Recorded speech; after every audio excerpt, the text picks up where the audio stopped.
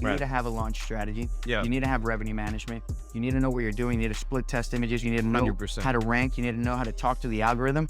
Once you have the right marketing, then you need the right operations. If you don't have that, you have bad cleaning, you don't have good guest communication, you're not proactive, you have bad reviews, your listing's gonna tank. And then if you're not actively managing revenue in order to boost your occupancy, and just like the airlines, you're changing prices based on seasonality, based on demand. So once you have those 4 pillars, the right market, the right property, with the right marketing and the right operations, that's the book I wrote. It's called Short-Term Rental Secrets. Like, that's the secret to success. I don't think we could have a better clip than that. I mean, that was like mic drop moment. Couldn't have said it better myself. Back in 2021, the thing to do was studios, 1 bedrooms, 2 bedrooms, and corporate design too. That's the other thing is there's kind of been this full circle where it started off being really different than hotels, right? And it was like Airbnb came from airbeds, like airbed B&B is how it started. And then it got kind of corporatized for a while. These big VC companies came in, and if you looked at their product, it just felt like a hotel. There was no experience. Cookie cutter. It was high design, the same blue couch in every single living room, like you could literally, they were all, so why in 2021, when everybody was going right, did you go left? But then real estate is like, you have like really low returns, multifamily, long-term rentals. I'm like, this is boring. Like I need cash now. And that's when I stumbled upon Airbnb, and I'm like, this is it. Because the Airbnb algorithm and the Amazon algorithm are the same. So I had literally been honing my skills that I could apply and transfer into Airbnbs.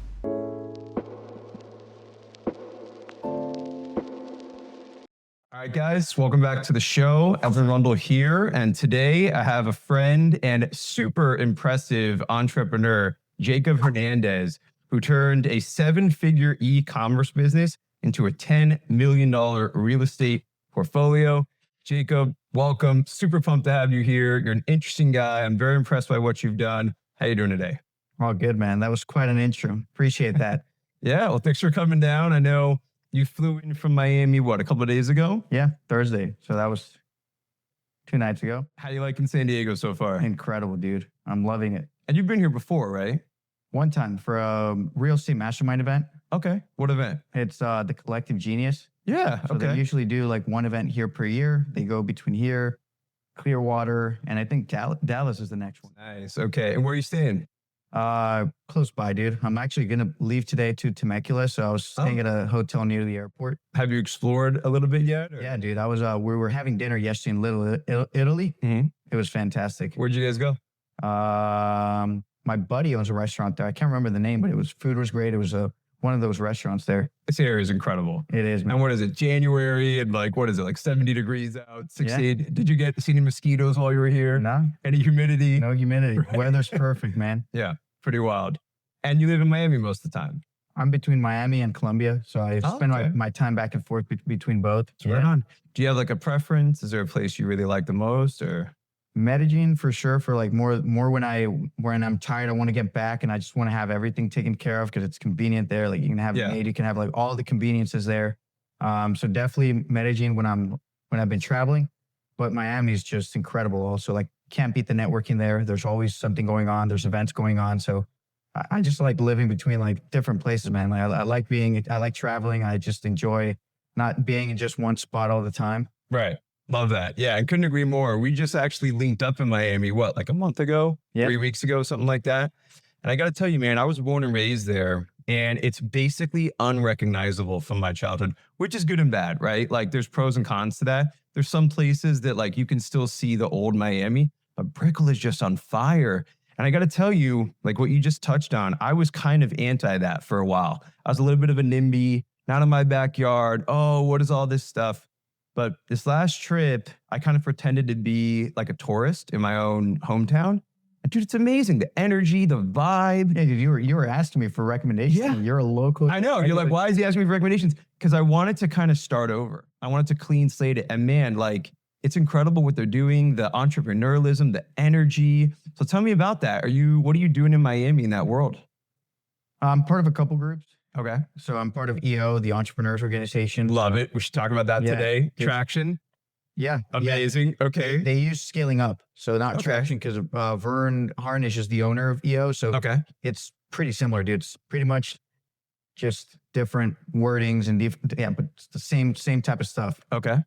And it's like meetup events. Is there a book you follow? Or, yeah. So the book is called Scaling Up. It's pretty similar to Traction, and they follow pretty much the same principles. But yeah, they have meetups on that.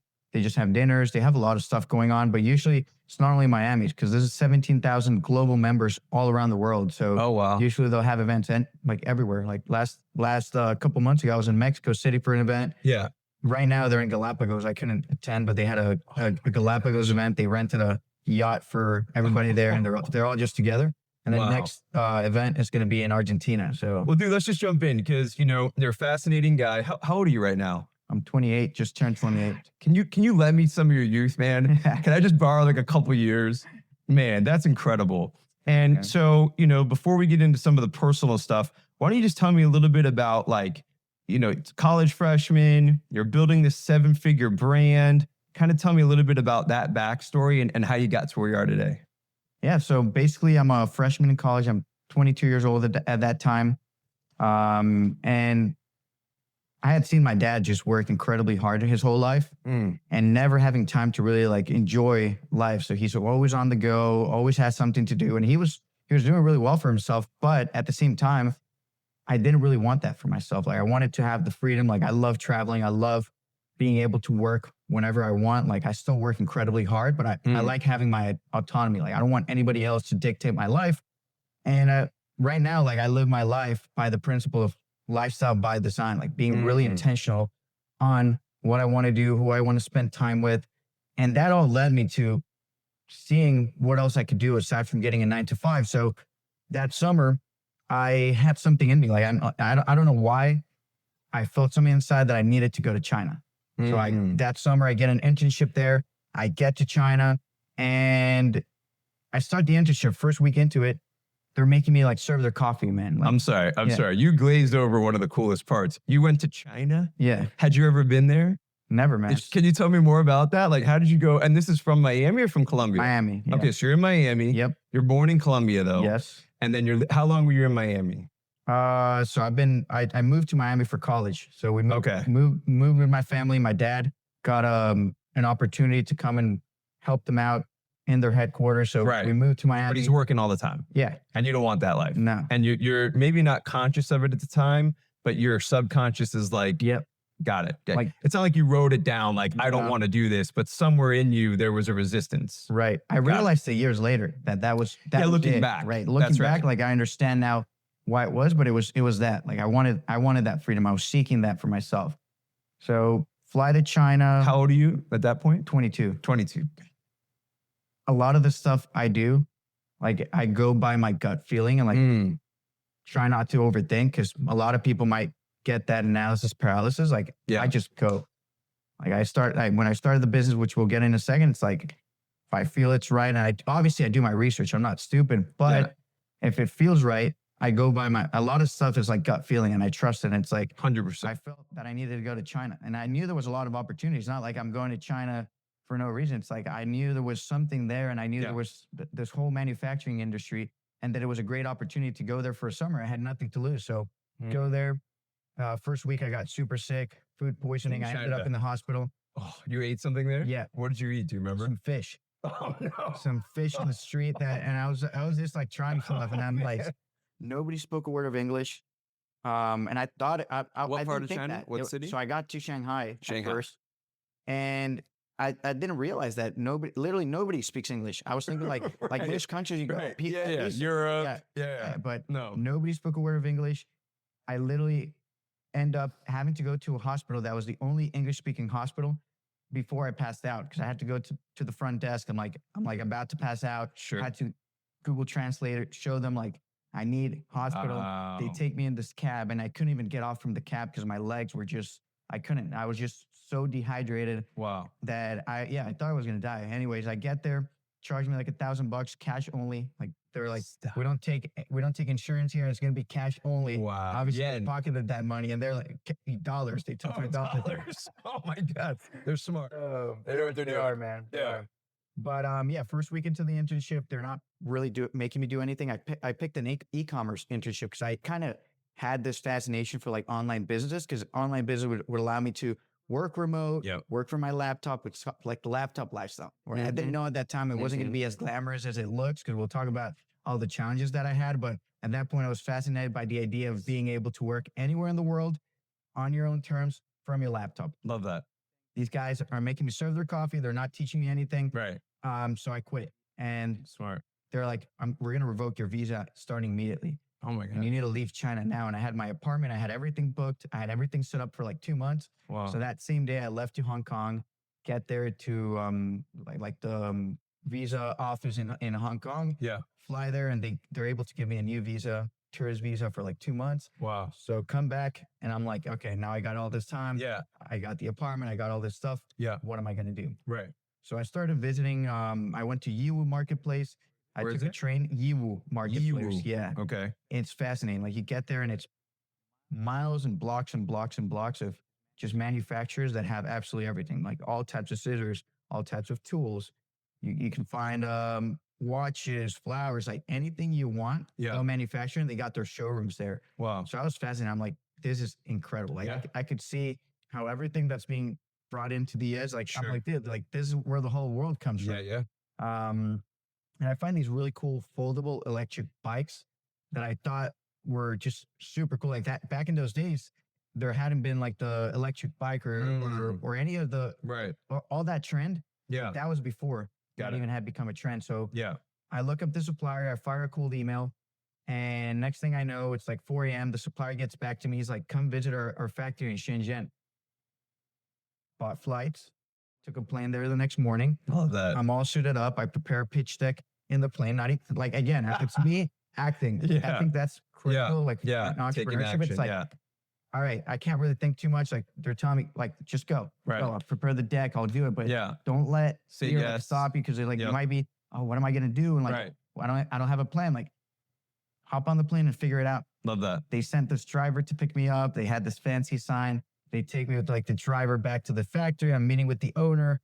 He's like, you want a cigarette? You want tea? I had like, in Love China, that. they like have like 3 or 4 like workers for like just Sure. the boss. So they're like Sure. serving me tea the whole, and I'm just there with like all the owners of the factory. We're walking around. They take me to dinner. Amazing. It was an amazing experience. I pitched them on it. They wanted to do a joint venture, and they wanted me to take these to the US, because my plan was to basically spread these across like all colleges, because I think it was Smart. amazing. It was like this like foldable bikes that you could pack. Yeah. In the end, it didn't work out, because they had done a Kickstarter campaign and they had $1 million of inventory they hadn't fulfilled. So they had all this debt, and they hadn't fulfilled the order. So it was pretty like it was not a like attractive balance sheet to even try and do business with them. But that for me was like the starting point of like entrepreneurship. Love that. Get back to the US. I had all these supplier connections. I knew everything could be manufactured in China. I go to an Amazon meetup, and that's when I met one of my best friends who became a mentor and later a business partner. He was 3 years older than me, but he was already making, I think, 20K a month. And for me, that was like, dude, you're making 20K a month. He's like, yeah, but I still have my 9 to 5, but in the next couple months, I'm going to quit. I literally saw his progression as he quit from his job. And like, from there, like we both traveled the world. Like I set up my own brand, and like the rest is history. Like the funny part was I was selling wedding gifts. That was my first I was product. going to ask you. Yeah. So just back up for a minute. Yeah. Because it's super fascinating. And I want to make sure like everybody can kind of catch up with us. And I think what's cool and what this show is kind of going to be about is hindsight's 2020. And at the time you're going through this adversity and you don't know why. And you have these big dreams, and you're in China and you're working your ass off. You're taking this big risk and it doesn't work out. And a lot of people would quit. A lot of people would say, you know what? I tried my best. Let's go get a job, or let me go be whatever, right? But you didn't. There was something inside of you that said, okay, lesson learned, right? I had a bad experience here. Now I'm going to go back to Miami. And who could have ever guessed that you would be able to connect the dots with your China connections for this new business? And had you not done that, you probably wouldn't have succeeded with this wedding thing. Yeah. True or false? Of course. It's amazing. So how did you pick like this? What was it? It was wedding baskets? It was like Mr. and Mrs. everything. I was selling Mr. and Mrs. aprons, cheese board, wine glasses, anything you could put a Mr. and Mrs. Like I was selling it. And it was a really good market at that. Like when I started selling those, like it blew up. I first started obviously with some keyword research, product analysis. Like I'm super data driven. It's not like I'm just like diving in. Of course. Selling random shit. Yeah. More like Trust but verify. Yeah, exactly. But then actually take action. So I literally ordered a couple samples, started testing them. Like I would put the wine glasses in the dishwasher and check. My dad was he works in the glass manufacturing industry. So he helped me check the quality. And like, I'm just like testing the samples myself and like opening stuff up, and we're putting them in the we're washing them, and we're just making sure stuff is durable. Like, love that. I'm just ordering samples to my house and getting 20, 30 different samples from different suppliers and just testing stuff. Amazing. But yeah, and is that what turned into the 7-figure Amazon brand? Okay. 12 months later. What was it called? It was Deluxey. Say it again? Deluxey. Deluxey. Yeah. I like that. Yeah. Did you buy that name? Did you like? It was trademark, yeah. Okay, nice. Has that trademark lapsed? I actually sold it, so I don't know if the new owner, how he's doing, if he ran it to the ground or not. Like that, I sold it back in the day, so I no longer know how that's performing. But yeah, it was trademarked. They had everything. It had a website. Love that. And it actually got to be one of like the best selling wedding gift brands on Amazon. Amazing. Yeah. And so that's the 7-figure Amazon brand. And then how did that then leverage into real estate? And is there something else that was before that? Yeah. Okay. So scaling this, I'm actually still in college. I opened up a warehouse. At this point, I start hiring virtual assistants from the Philippines to help me out. How'd you get your first one, out of curiosity? Onlinejobs.ph. Okay. Were you scared?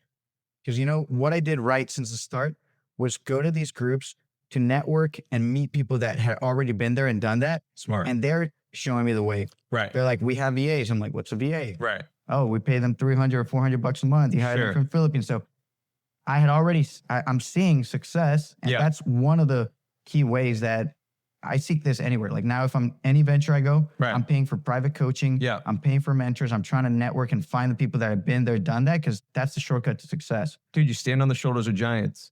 Like I used to have a pride against that. I used to have kind of a stubbornness that like I needed to suffer and figure it out. And it's like, I think that pride keeps people from being teachable and being humble enough to just go to the person that's already done it and saying, hey, how did you do this? Help me, show me. And I think like, if I could go back, like hindsight, like 20 years, I would have started that earlier. Because for the longest time, I was very like anti that. It's like, no, I need to figure this out. And that's why you're 28 and a multimillionaire at this point, right? So funny thing about this whole stuff though, coming back to the VAs was I was actually having them help me with my schoolwork as well. So like, I'm trying to graduate because my dad wants, my parents want me. Yeah, don't do that at home, kids. Disclaimer. Yeah, disclaimer. Don't. Yeah, we do not endorse that. Don't. I mean, they have ChatGPT anyways. Like, come on, they're doing it anyways. ChatGPT yeah. Do all your work, but back in the days, we didn't have AI, man. Right. You do chat. And you had to figure it out. So I'm sitting there in class answering customer service emails. I have a warehouse. I'm driving back and forth. So I would go to class, head to my warehouse, process everything. And like, I did that for like all my college years. So it was a freshman till I graduated. The moment I graduated, I didn't actually have to get a job. So I never really had a 9-to-5, never had to live through that. But I did have, however, encounter a lot of challenges. And this is what leads me into real estate. I lived through like all the ups and downs of e-com, COVID, huge run up, but also the lows. I actually had some of my Chinese suppliers copy my best-selling products, undercut me, and basically like rip me off. So I had Amazon loans that I took because like a product-based business, for anybody that's ever done it, you need so much cash because the more you grow, the more product you need to order. And the problem with Amazon is if you run out of stock, they will basically de-rank you and you're not going to be seen once inventory comes back. Yeah. You're not going to rank again. So if you're on page 1, you're well positioned. Like you need to have a ton of stock because the moment your product dies, like it fades away. Right. So I had ordered tons of inventory. Cash flow conversion cycles are super long in that business because you order inventory from China, you need to wait for it to be manufactured, then shipped, then processed. Then Amazon will retain a percentage of your sales in case there's refunds. So it's like you have all this money in paper, you're selling millions in revenue, but you're never seeing cash in the bank plus all the loans. So I had moments where I had like bad moments where I was like, how am I even going to pay like my personal expenses? Like one time I had to take a credit card, multiple Chase credit cards that are 12 months interest free, just to pay one off, to pay the other off, to pay the other off. Beautiful, man. I was just playing this game, trying to like stay afloat. So I'm like, this is not sustainable. Like I want to be out of product-based businesses. Like started looking into real estate as a more sustainable path. I saw it was like, I wanted to have assets, things that the moment that I wanted to sell, I could sell them. Like I'm not stuck with 500,000 or like 200,000 units or 100,000 like units of like all this stuff that like, what am I going to do with 1,000 aprons? Like, I'm not going to like, what do you do with that if it's not worth anything, right? The moment you can't sell it on Amazon, it's not worth anything. Whether a house, like a real asset, like that always has value. So the reason I laughed is, and I want to hear totally, I just want to relate to you for a moment though, is during COVID, I had to move out of over half of my rental arbitrage units and I had like $3 million worth of furniture. Like, what are you going to do with that? If short-term rentals hadn't come back, like what was I going to do? So I totally identified with that. And I put it all in storage. I had like a 5,000 square foot warehouse, 2-story, mattresses, couches, lamps, you name it. And so I get that feeling, man. And you know, I want to go into real estate, but I definitely want to come back to where your mind was during this time. Because I'm sure you've had time now to look back and kind of pick apart, because again, a lot of people would have quit. A lot of people that you were going to school with probably wouldn't have done what you were doing. And did you feel isolated at this time? Did you feel like no one understood you? Like, talk about what your mental state was at this time and why did you keep going? Like, what was driving you to continue to do all this crazy stuff when you could have easily just gotten a degree? I think it comes back to mindset. Okay. And since a very young age, or like since I've been in school, like I've been always reading all these books on like spirituality. Okay. Of course, Think and Grow Rich is like the elementary one, and like classic.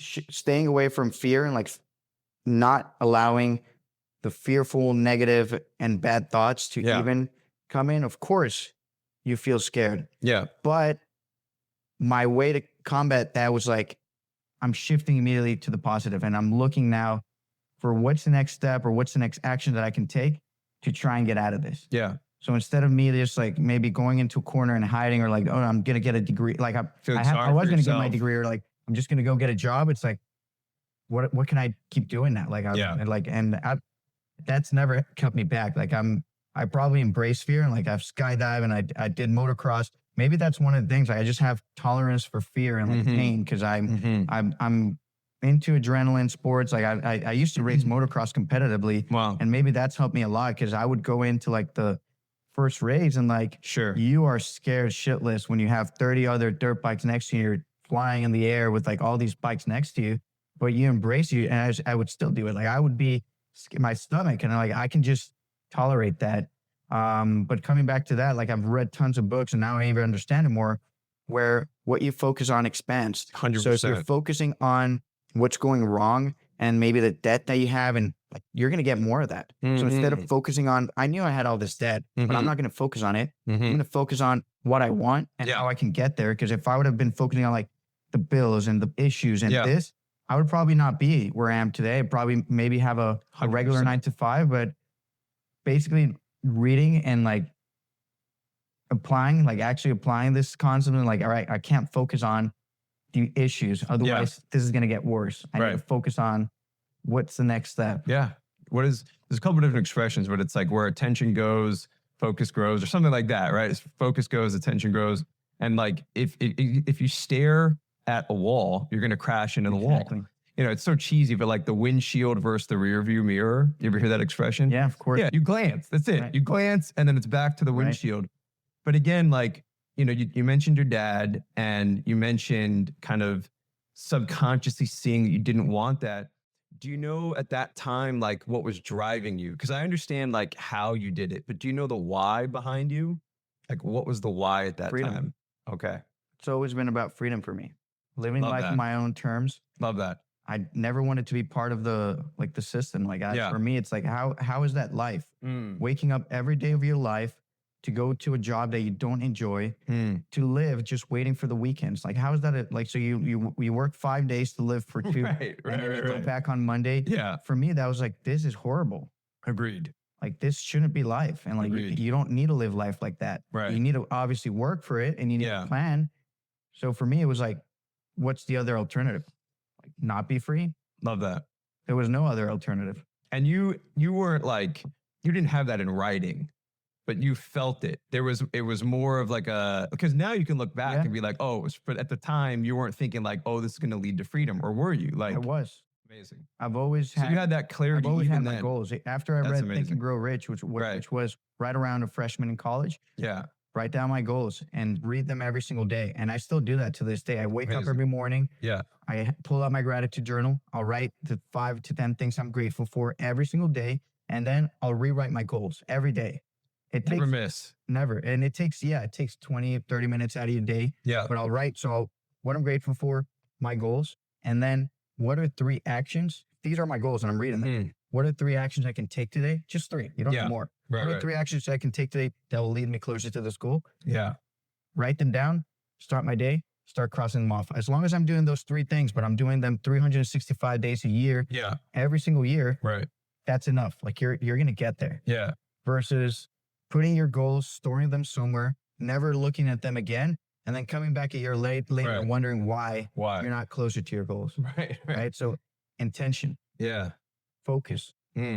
So where you want to go and focusing and honing in on that, and then combining this with like gratitude.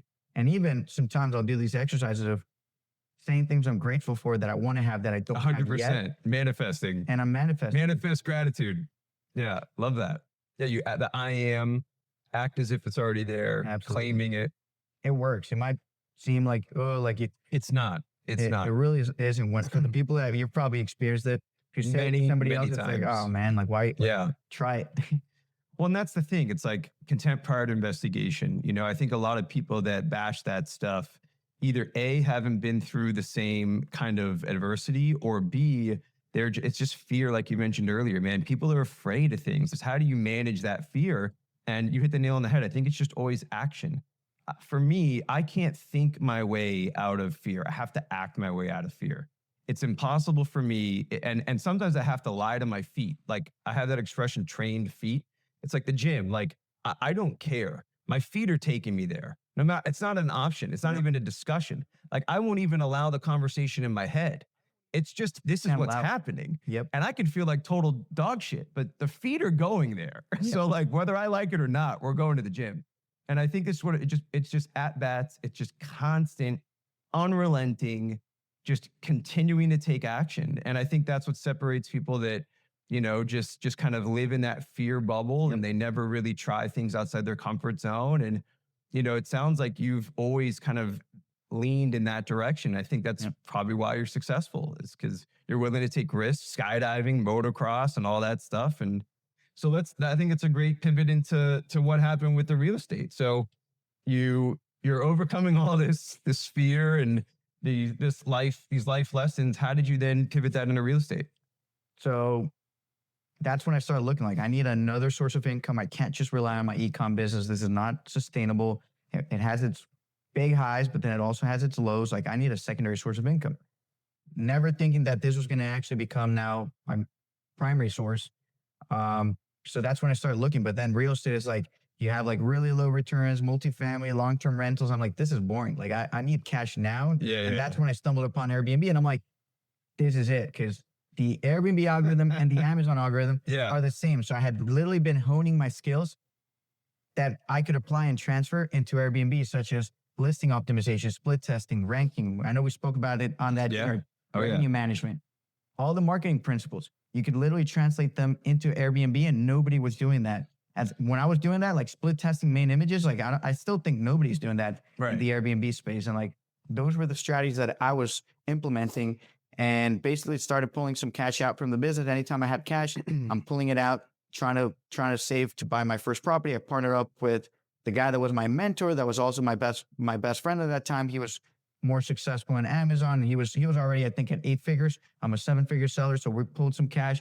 We buy our first property and it's off to the races. That first property was 95% occupied and did like $250,000 on the first year. What year was this?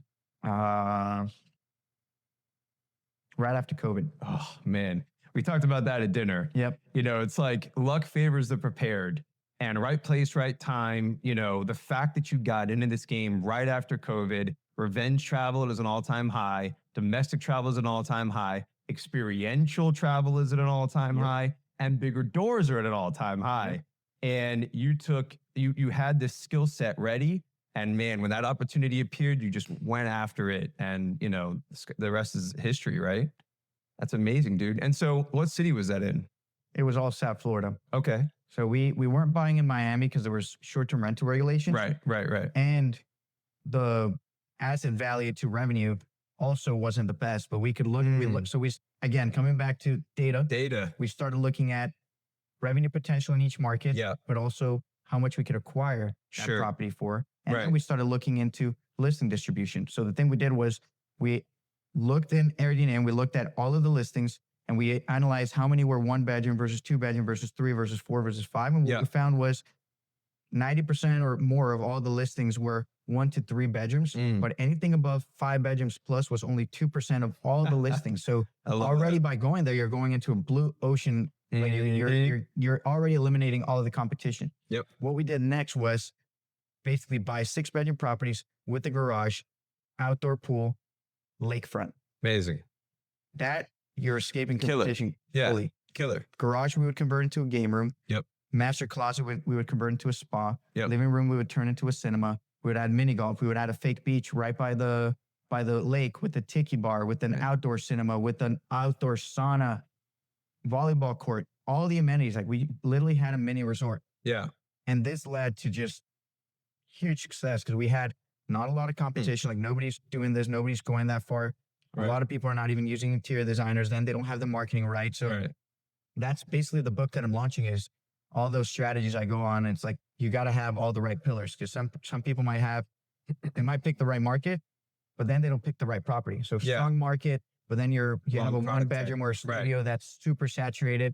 So they're wrong, right? So you couldn't get past that. But if you have the right market, then you have the right property with the right number of bedrooms. Yeah. You then go into the right marketing. Yeah. A lot of people stop there. Yeah. They do everything right, super nice villa. It might be because we were competing against some oceanfront mansions. Sure. And we were charging more and we're double their bookings in occupancy because we had the right marketing. They didn't. Right. Yeah. They would just list and forget it and then wonder, why don't we have bookings? Because you need to have a launch strategy. Yeah. You need to have revenue management. You need to know what you're doing. You need to split test images. You need to know 100%. how to rank. You need to know how to talk to the algorithm. Once you have the right marketing, then you need the right operations. If you don't have that, you have bad cleaning. You don't have good guest communication. You're not proactive. You have bad reviews.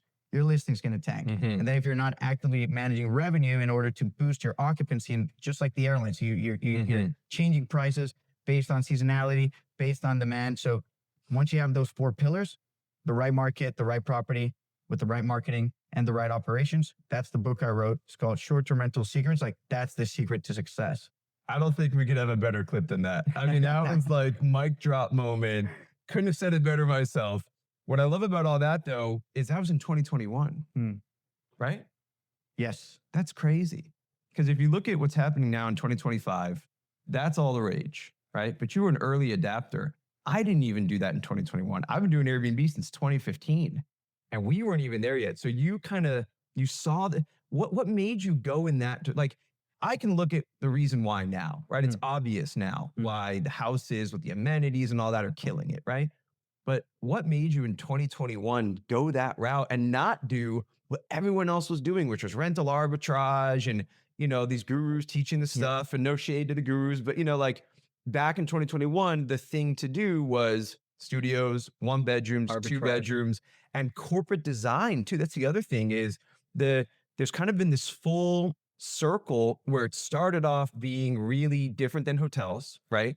And it was like Airbnb came from airbeds, like airbed B&B is how it started. And then it got kind of corporatized for a while. These big VC companies came in. And if you looked at their product, it just felt like a hotel. There was no experience. Cookie cutter. It was high design, the same blue couch in every single living room. Like you could literally, they were all, so why in 2021, when everybody was going right, did you go left? Data. And Love this that. I learned from the e-commerce days where you had to, like, we would have these massive spreadsheets analyzing keyword distribution and how many searches did this keyword have, and then the right products, and then bundling them and the right design and how to market them. So it all started with data. Like I became super data driven through e-commerce, and I had run ads. We had run millions of dollars in ads. So it was like you're looking at the keyword, you're looking at the distributions, you're looking at the data, And those were the same principles that later translated into Airbnb success. So it was like applying those, coming in, and you're looking at the occupancy, you're looking at the number of listings, you're looking at the listing distribution, you're looking at RevPAR, you're looking at ADR, and then you're analyzing like what are the pockets here in the market. And then we found like, look at this, these 5-bedroom homes, there's only like a couple listings, but they're doing 300, 400, 500K. Like they're crushing it. Like we found that gap.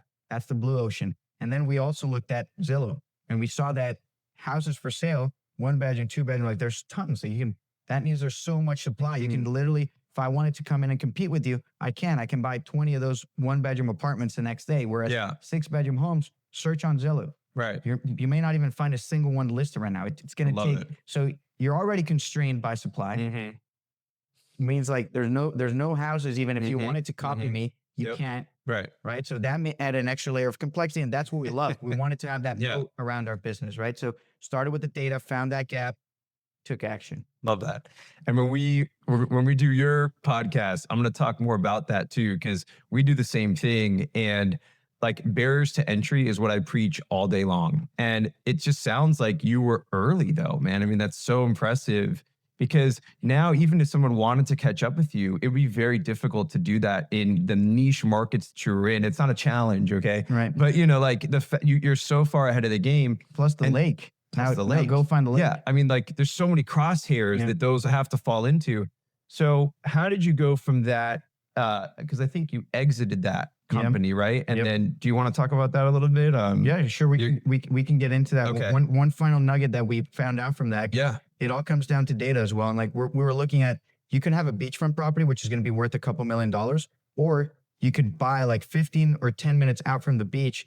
Price is already a third from the beachfront. Right. But since it was a big property, people are willing to book that and drive. So that made it where we could buy properties for less than $1 million. Right. And then renovate them, add all the amenities and stuff. And our all-in basis was $1 million or less. Right. And our cap rate was just incredible. Like our returns were huge. But yeah, I ended up scaling this, get a message in Airbnb one day, and these guys were looking at like, basically they wanted to partner up, and they had all this capital to invest. They had a couple million, and they wanted to scale a short-term rental portfolio. And they saw that our properties were consistently ranked number 1. So I get a message. He's like, hey, we want to meet with you. I didn't even know who was behind them. But it ended up like being this big private equity fund. And we ended up going into business together, scaling up the portfolio. And then they acquired my portfolio. I had to stay on as I gave them all my SOPs, gave them everything. And now they took over. And yeah, the rest is history. After that, I started looking into boutique hotels. So commercial Airbnbs.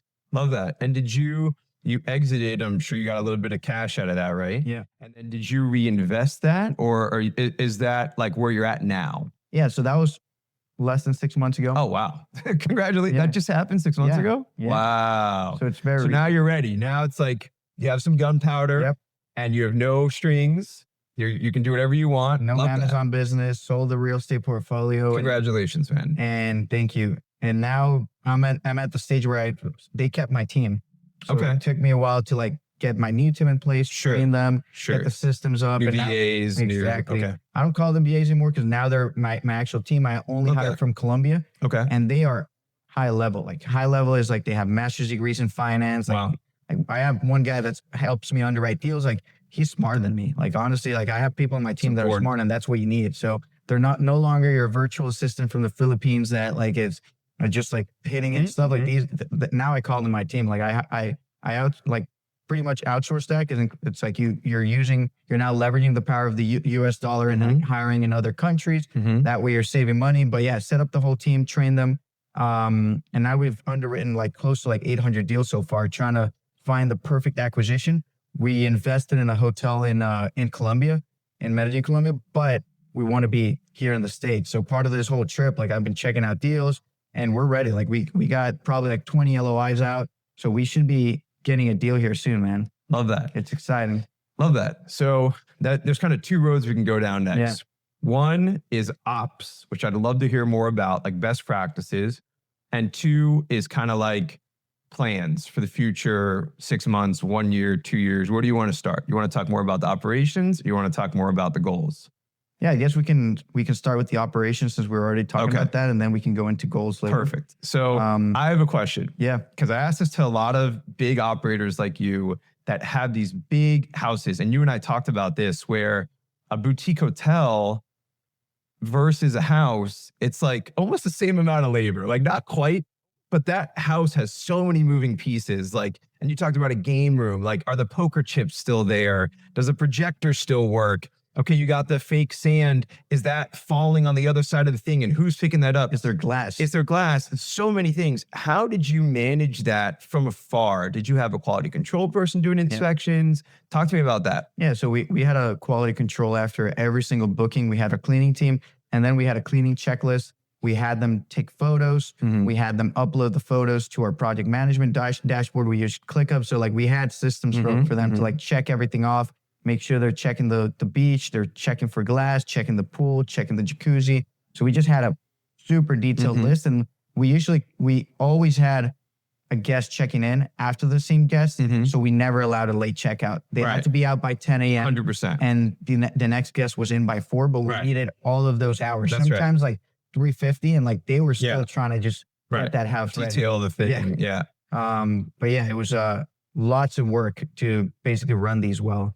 And did you find a sweet spot? Because we struggle as a company to find how often does a physical inspection need to be done by a non-cleaner?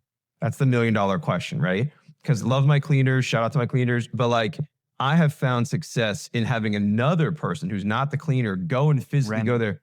How long, like let's use that first house, for example. How long till you had to do like a full, real, deep inspection? Like talk to me about that. So first thing we would do, which we implemented later on, which was huge, was doing at least one deep clean every 2 weeks. Oh, wow. So every 2 weeks, we would have a deep clean where we wouldn't have a booking the next day, allowing them to have a full day. Smart, like an orphan day. Exactly. An orphan day, we saw the orphan day, we had double the amount of cleaners go that day. Smart. Power wash, check everything, remotes, because it's going to be impossible to get this house ready and test every remote and everything during every booking. But doing it at least every 2 weeks, we could change the batteries off on everything, the remote controls, we could check everything and check that everything was working. And also we would send randomly throughout the months a QC inspector. We wouldn't let them know when he was coming, but he would go 30, 40 minutes before they had the turnover or the house ready to basically check and take photos. And that keeps them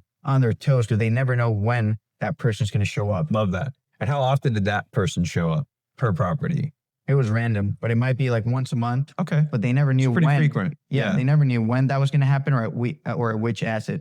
And did you find like rewarding the cleaners when they did it? Like, did you ever like quantify the reviews from cleanings and like do bonuses? You ever do anything like that? We had a cleaning bonus. So if we didn't have any complaints from guests on cleaning or on maintenance, we would pay out a bonus to them. So that was like an incentive they had per property. Nice. But they could also lose it. So if there was even one single complaint, then they would lose it all across. So Interesting. Smart. Yeah. Sometimes you have to have the carrot and the stick. Carrot and the stick, man. So, and then now it's boutique hotels. Yep. And talk to me about that. Like why? So you made this amazing company, you sold it and you were way ahead of the curve. And now it's boutique hotels. Talk to me about that. So as soon as I exited, I didn't know what I was going to do. I was going to get into business acquisitions because I wanted to buy a business where I could basically improve the net operating income and have direct control of how much I could force the appreciation, because the limitations that I saw with residential was, all right, I have this really good business. It's cash flowing this amount per year, but the property values or the moment you want to sell, it wasn't because I got acquired by this company. If I was going to go to market with these assets, the value is based on comparables, which means it's tied to the neighbor's values house. So if somebody wants to buy my property and I'm cash flowing, say I have $500,000 in net operating income or more, even if they want to, even if I'm asking like however much I want to ask based on how good it's cash flowing, the moment the fan comes in to basically land on that asset, they don't care how much it's cash flowing. So you can't force appreciation. So that was a huge restriction of residential, was your value is tied to the market. So I never want to be in a business because I'm always building these companies to later sell. So it's like built to sell. So that limitation there was huge. Like I need to wait for things to just appreciate, and there's nothing I can do. So that for me was like a big limitation. Second thing was short-term rental regulations. One of our properties, we can do short-term rentals, but we didn't know, or we didn't look at the fine print that that specific county wouldn't allow more than 8 guests at the property at all times. In our house, we're set up for 16, 20 guests. Right. That cut our guest count in half. That was cutting our nightly rates by significantly. It's in Oakland Park. Okay. Yeah, you talked to me about that. I was looking into those kind of auxiliary places. There's so many of these like rules, and they can change, and they can add them and random 100%. Stuff. So regulations was another big red flag where it's only getting worse. You see markets like San Diego heavily regulated, New York. And even like Miami, where like you don't expect that many regulations, or like it's more pro business and stuff, but it's still going on. So like if you're seeing that red flag, like I think Barcelona's banning all of the. It's going to happen in Rome. It's going to happen in London. It's good. So I'm pro regulation if it's fair for everybody. I'm pro regulation if you can still allow the business to happen in a fair way. Like San Diego, I think they did a great job. I really do. 5,500 licenses. It's 1% of available housing. It's non-rent controlled housing. It's non-ADU. So you can do it in a way that's fair to everybody. And it's regulated and we pay our taxes, but it's still able to make a living here, right? Absolutely. But you go to places that completely ban it. And I don't know if I'm pro that, because like, think what happened with Uber, and the market has spoken. Like the consumer says what they want. You have to follow the money. So if the consumer is saying the Airbnb is now the largest hotelier in the world, it's bigger than Marriott, maybe there's something to look into for that. And instead of completely banning it, maybe do it in a way that's fair, that the city can capitalize on it and make some money out of it, allow jobs, allow all the auxiliary spend that's happening from those guests.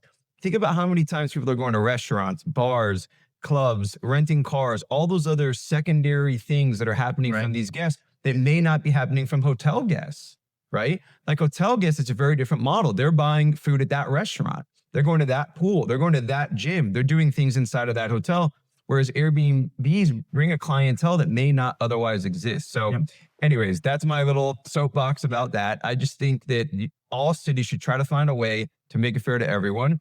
But back to you. So regulation, all these other things. Back to everything. Yeah, back to the regulations. And like, it's the perfect storm right now to get into boutique hotels. Why?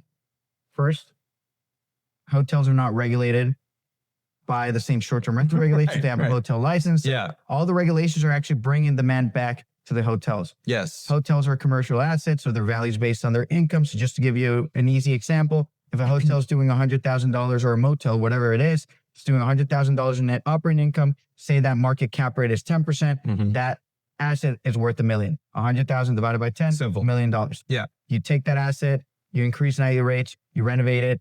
Now say you can charge double the nightly rate because now it's not a motel, it's a boutique hotel. Now your net operating income is $200,000 at that 10% cap rate. Well, that asset's now worth $2 million. So you have direct control on the value of the asset. And you don't have to sell it.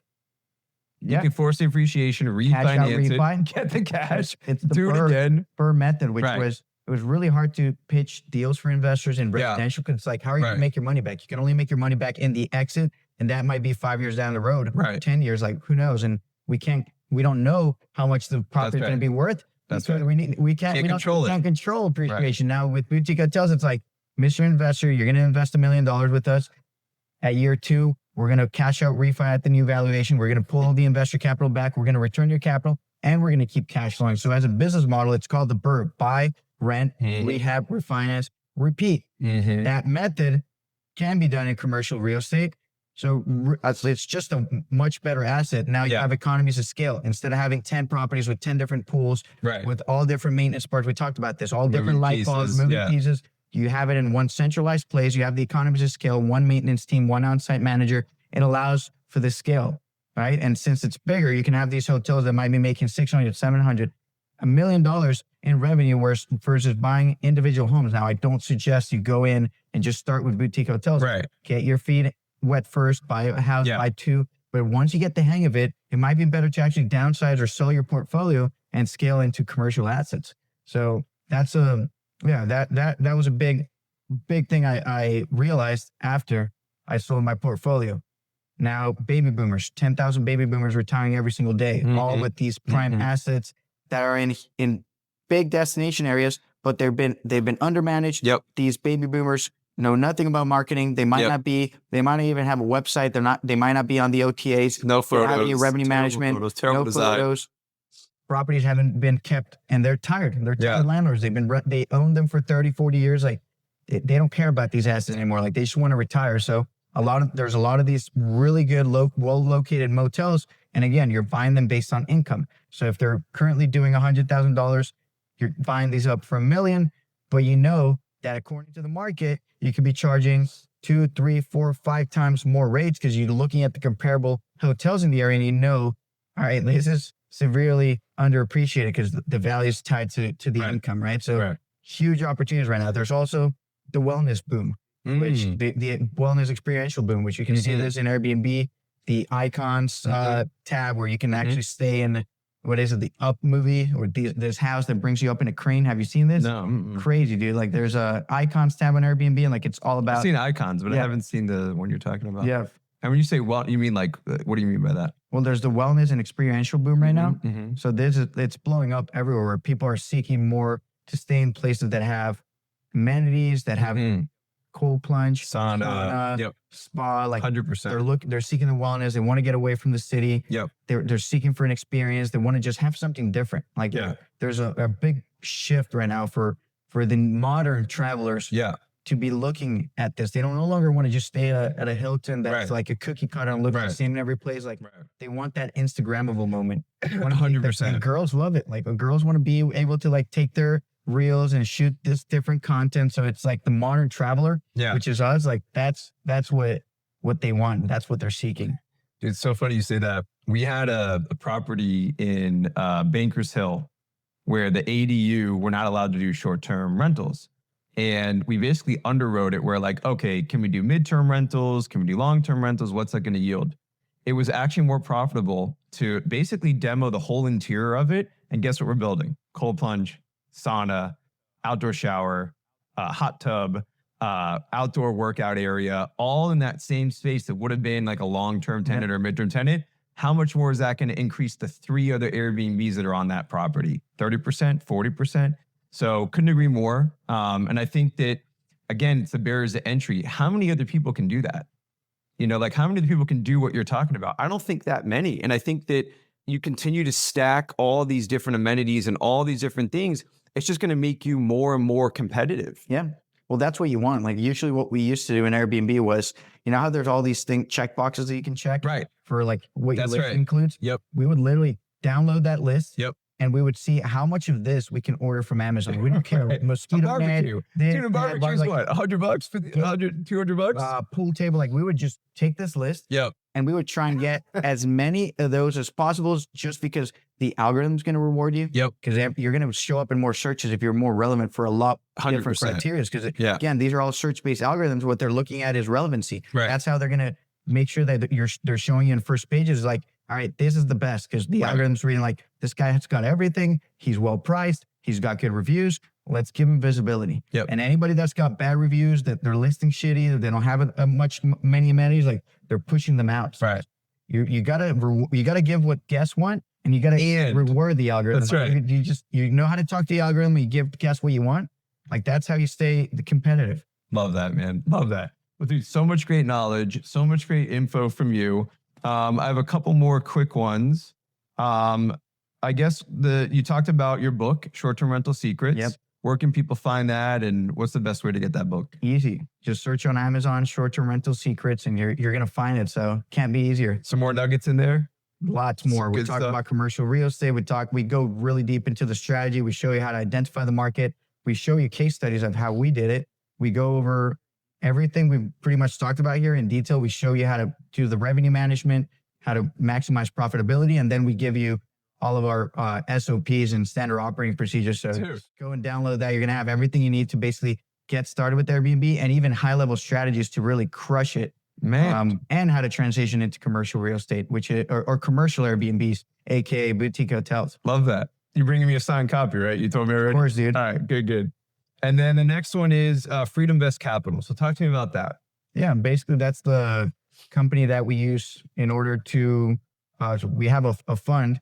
So we basically pool investor capital to be able to buy these larger commercial assets. What kind of fund? syndication. Okay. But is it like a 506 or Yeah, what kind of? it's going to be, we're going to switch. First, we're going to start with friends and family, then switch it. So smart. That's basically go from one to the other. Yeah. Love that. Yeah, basically what we do is in order to be able to buy these commercial assets, obviously they're worth a lot more than just buying a house. We pull investor capital and we just have a profit split with our investors. So we're making money, they're making money, we're all happy. And so 6 months, 12 months, 18 months, let's say somebody buys that book, they go to your website, they want to participate. What's the vision? What's the dream? What's the goal? Is it just boutique hotels in different markets? Is there a buy box you're looking at? Like, talk about that. We just want to have the coolest and the most like luxury experiential, the coolest glamping and boutique resorts possible. Like we don't want to do boring stuff. Like with the Airbnbs, we're already doing really cool stuff. Now we want to take it to the next level. We want to integrate all the senses. So sight, smell, touch, the moment they get there, even from the music, how it smells, how everything feels, the type of soap. Like we want to focus on all the details that matter. Yeah. And we want to make sure that we're proud of the products that we have there, that me and you would want to go and stay there. Hey, dude, can I stay in this? Like, I want to be able to, I love traveling. Yeah. So I want to make sure that I no longer do business just because I want to make a quick buck like I was back in the Amazon days where I'm selling wedding gifts. I hadn't even been to a wedding. I'm just trying to make money, right? I'm like, it makes sense, right? Now it's like, I want to be proud of these projects. I want to be able to stay at them. Like, I want to enjoy it. So it's like, my vision is just I don't want to have volume. Like for me, it doesn't matter. I don't want to have, it's not about numbers. It's about quality. So if I can have 5, 10, 15, 20 of these super high quality, rich kind of experience, right? Not big. Like we want to have the boutique style, not more than maybe 40, 50 doors, like more on the smaller side, but just have these really quality assets all across the coolest markets. So we're actually, right now, we have an offer sent out in Alaska, I told you about. Oh, wow. Right? So it's like, the market is just cool markets that have a lot of tourism, a lot of demand, and that makes sense to support a boutique hotel or a glamping resort. We might even combine them. So sometimes we're finding these